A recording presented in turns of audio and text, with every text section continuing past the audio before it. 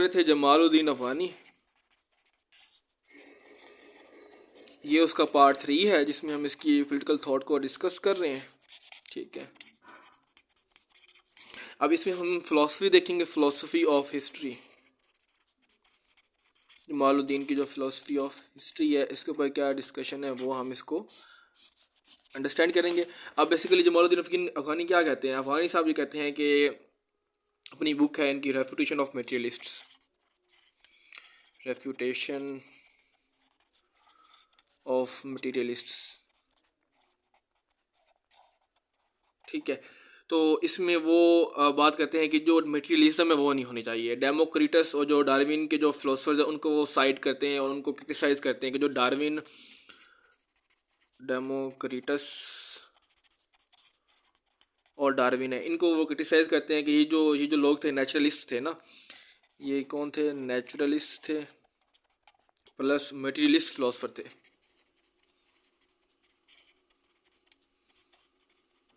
ठीक है, तो इनको वो क्रिटिसाइज़ करते हैं क्योंकि ये जो फिलोसफर्स हैं डेमोक्रिटस और डार्विन, ये जो गॉड या अल्लाह ताला का जो एग्जिस्टेंस है इसको डिनाई करते थे। ठीक है ना, डिनाई एग्जिस्टेंस ऑफ अल्लाह या गॉड। ठीक है, तो ये गॉड के एग्जिस्टेंस को डिनाई करते थे। इस वजह से जो अफगानी साहब है ये इनके अगेंस्ट इन्होंने क्रिटिसाइज़ किया कि ये जो इनकी जो फिलोसफी है वो बिल्कुल ही फजूल है। ठीक है, और अब वो बताते हैं कि जो कि इलेबोरेट करते हैं, मतलब जो रिलीजन का कंट्रीब्यूशन है सिविलाइजेशन के ऊपर और प्रोग्रेस के ऊपर, वो उसकी बात करते हैं क्योंकि रिलीजन के अगेंस्ट है ना। तो हालांकि जो अफगानी साहब है वो रिलीजन को सपोर्ट करेंगे। ये जमालुद्दीन अफगानी है, तो सैयद जमालुद्दीन अफगानी कहते हैं कि रिलीजन का बहुत कंट्रीब्यूशन है, without religion you can not do anything.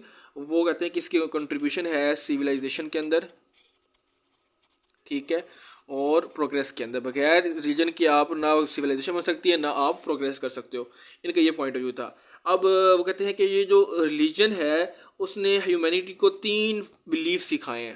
Religion ने क्या किया, बेसिकली 3 फंडामेंटल बिलीफ्स जो हैं, 3 फंडामेंटल बिलीफ्स वो सिखाए, जिसमें से एक है स्पिरिचुअल नेचर का बिलीफ, वो रिलीजन ने दिया है ह्यूमैनिटी को या इंसानों को। और फिर उसके बाद है belief of every religious community in its superiority, मतलब हर रिलीजन कहता है कि वो सुपीरियर है। ठीक है, सुपीरियोरिटी का इसने बिलीफ दिया है। और फिर उसके अलावा जो है थर्ड जो है वो जो बिलीफ दिया है वो है कि जो हमारा जो एग्जिस्टेंस है, ठीक है, इस वर्ल्ड में ये एक टेम्परेरी है, मतलब हम हायर लाइफ जो है इस वर्ल्ड के बाद होगी। ठीक है, तो अभी कह सकते हैं कि एग्जिस्टेंस जो भी हमारा है वो बेसिकली क्या है, एक तरह की बिगनिंग है। ठीक है, ये एक समझ लें कि एक टेम्परेरी लाइफ है। इसके बाद जो है असल दुनिया बाद में स्टार्ट होगी, ये सिर्फ एक इनिशियल स्टेज है। तो ये बेसिकली 3 जो हैं रिलीजन ने चीज़ें प्रोवाइड की हैं ह्यूमैनिटी को, ह्यूमंस को, जिस वजह से सिविलाइजेशन बनी है, प्रोग्रेस हुई है। ठीक हो गया। फाइन करते हैं बारी बारी। जो स्पिरिचुअल नेचर है जिसको हम एंजेलिक नेचर भी कह सकते हैं, एंजेलिकल नेचर। ठीक है, तो इसमें क्या है कि ये जो बिलीफ जो रिलीजन ने दिया है, जो कि मज़हब ने दिया है, तो इससे क्या होता है कि इससे ये होता है कि ये आपको अर्ज करता है कि आप जो है इमोरल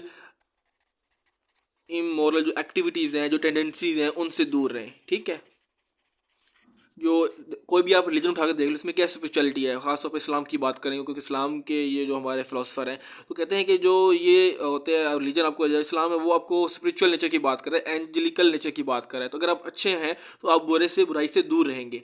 तो ये जो एंजेलिक नेचर होती है, जो स्पिरिचुअल नेचर है, वो इंसान को इमोरल टेंडेंसी से या जो बुरी जो इवल जो चीज़ है उनसे दूर रखती है, और इस हिसाब से फिर आप जो है पीस के साथ रहते हो बाकी लोगों के साथ। तो ये इसका बेनिफिट आपको मिलता है।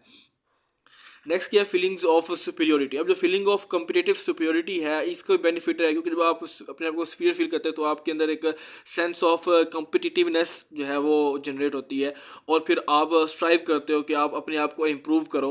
ठीक है, आप इससे क्या करते हैं, अपने आप को इम्प्रूवमेंट लेके आते हैं, और आप नॉलेज गेन करते हैं आप। ठीक है, आप नॉलेज गेन करते हैं और प्रोग्रेस करते हैं। तो ये सारी चीज़ें इस हिसाब से हो जाती हैं। और अगर थर्ड की बात करें जो कि ये है, तो इसमें हमें पता है कि रिलीजन ये कहता है कि ये जो वर्ल्ड है it's a simple and initial stage, the last and final stage will be after that. तो जो इटर्नल वर्ल्ड है जिसे वो हमारा वेट कर रहा है, इटर्नल एक वर्ल्ड है, मतलब जो कि कभी ख़त्म नहीं होगा। जो हमारी ज़िंदगी है, दुनिया है, वो हमारा जो है वेट कर, इसके लिए हमें जो है वो स्ट्राइव करना होगा, ठीक है।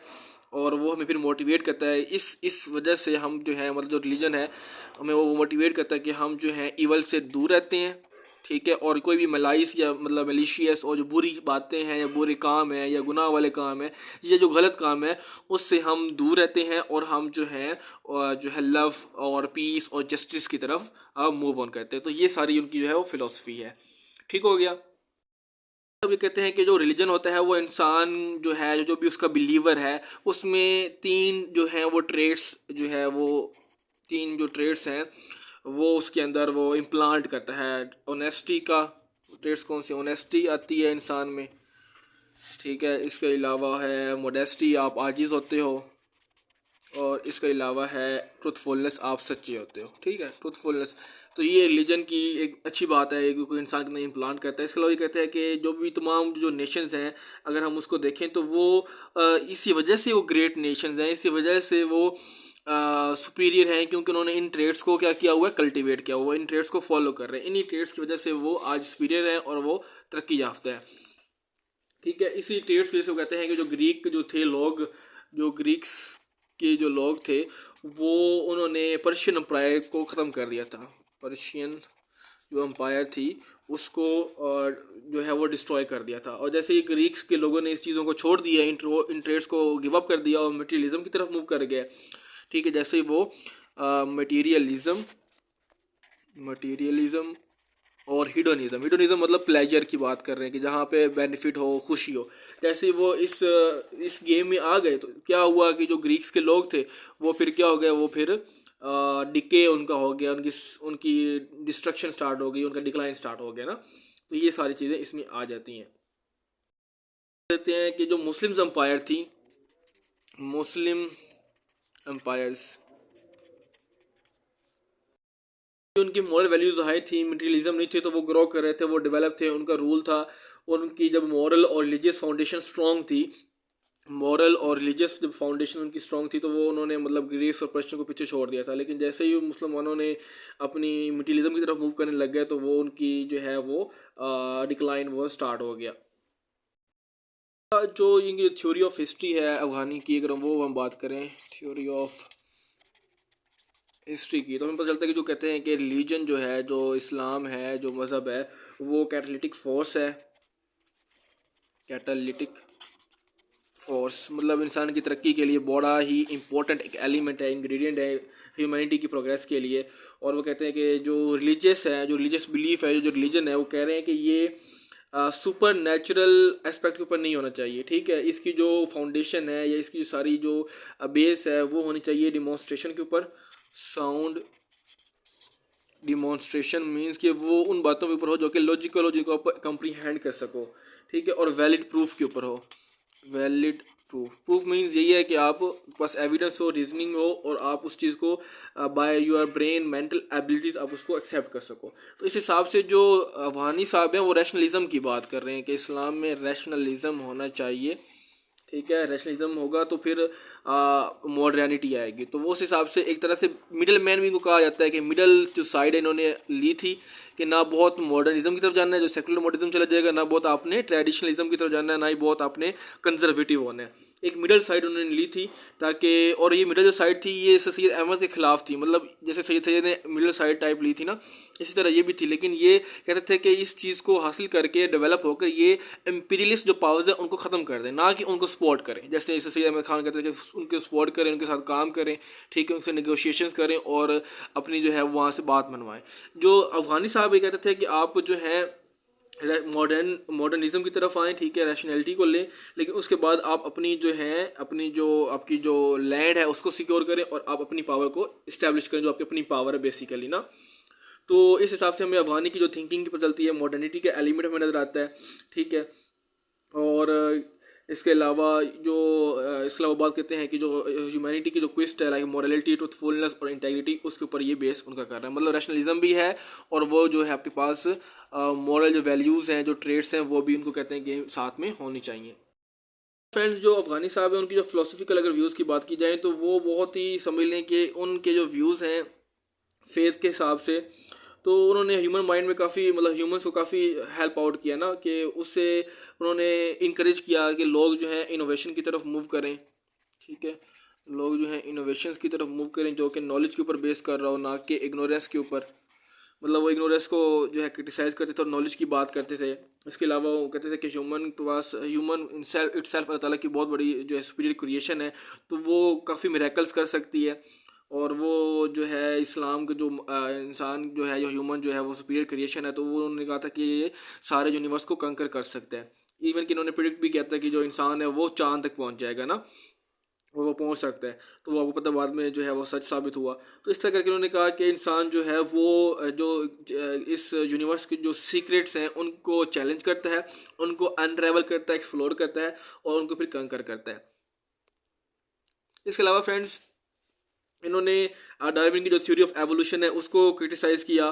ठीक है, और उसके साथ ही अपनी जो है एक फ़िलोसफिकल जो थ्योरी है वो जो है ना, डार्विन की थ्योरी के रिस्पॉन्स में उन्होंने कहा कि एक नेचुरल सिलेक्शन की उन्होंने बात की।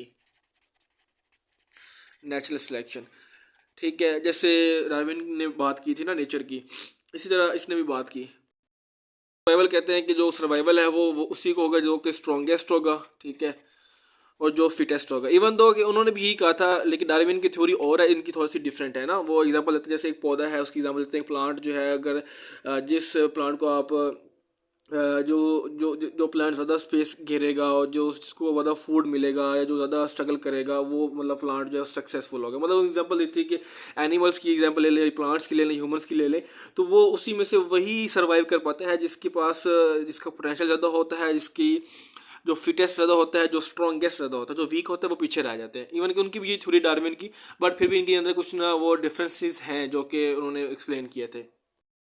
उस हिसाब से ये इनका कॉन्ट्रडिक्शन था, मीन्स के जो जिसको जो ज़्यादा स्ट्रगल करता है, compete करता है, वो चीज़ सक्सेसफुल हो जाती है, चाहे वो प्लांट हो, चाहे वो एनिमल हो, चाहे वो जो है कोई ह्यूमन बीइंग हो, चाहे वो कोई आइडिया हो। जिसकी ज़्यादा पावर होगी, जो ज़्यादा स्ट्रगल करेगा वो जीतेगा, जो वीक होगा वो पेरिश हो जाएगा। इवन दो कि उनके जो आइडियाज़ वो सिमिलर थे with the passage of time, लेकिन उनका जो वो फिर भी जो थे ना वो डार्विन को क्रिटिसाइज़ कर रहे थे। तो ये उनकी थी फिलोसफी, थ्योरी ऑफ हिस्ट्री, जिसको उन्होंने बात की। ठीक है, नेक्स्ट इसका जो पार्ट है वो हम नेक्स्ट वीडियो में डिस्कस करेंगे। अब तक के लिए इतना ही। Thank you so much.